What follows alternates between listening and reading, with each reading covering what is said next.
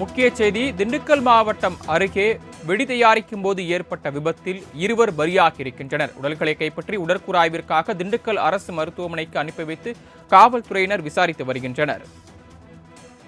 கூடுதல் விவரங்களை வழங்குவதற்காக செய்தியாளர் வசந்த் சித்தார்த் இணைப்பில் காத்திருக்கிறார். வசந்த் சித்தார்த், இந்த வெடி விபத்து எப்படி ஏற்பட்டது, தொடர்பான கூடுதல் விவரங்கள் என்ன பதிவு பண்ணலாம்?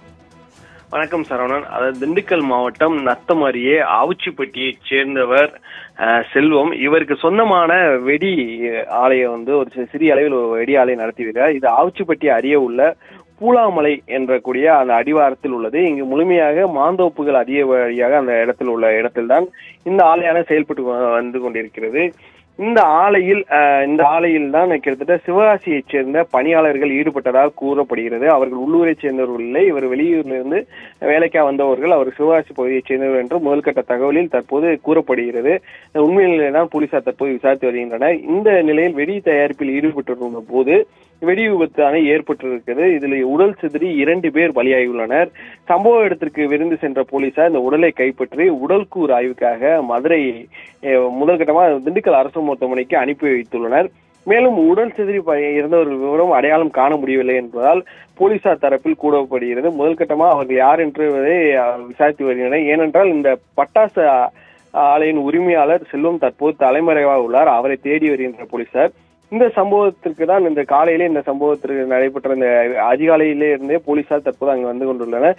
இதுல பல்வேறு சொல்லக்கூடிய டிஎஸ்பி அவர்கள் தலைமையிலான போலீசார் தற்போது முன்னதாக பார்வையிட்டனர். வெடி எவ்வாறு நடைபெற்றது, எந்த இடத்தில் சேதங்கள் அதிகம் உள்ளது, எவ்வாறு நடைபெற்றது உள்ளிட்ட ஆய்வுகள் செய்யப்பட்டு அங்கிருக்க மாதிரிகளை எடுத்து சோதனை நடத்துவதற்காக வந்துள்ளனர். மேலும் இந்த 20க்கும் மேற்பட்ட போலீசார் தற்போது அங்கு பாதுகாப்பு போடப்பட்டு அந்த பகுதியில் ஆய்வு செய்து வருகின்றனர் வெடி விபத்து குறித்து.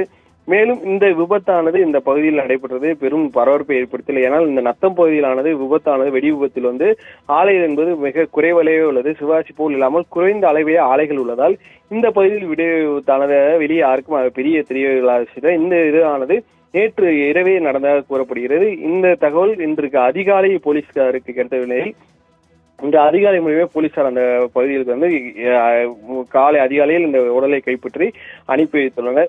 இந்த சம்பவத்தில் பெரும் பரபரப்பு தற்போது ஏற்படுத்தியுள்ளது. இந்த விபத்தில் 2 பேர் யார் என்பது அடையாளம் காணும் பணியில் தற்போது போலீசார் ஈடுபட்டுள்ளனர். சரணன், தாங்கள் வழங்கிய விரிவான தகவல்களுக்கு நன்றி வசந்த் சித்தார்த்.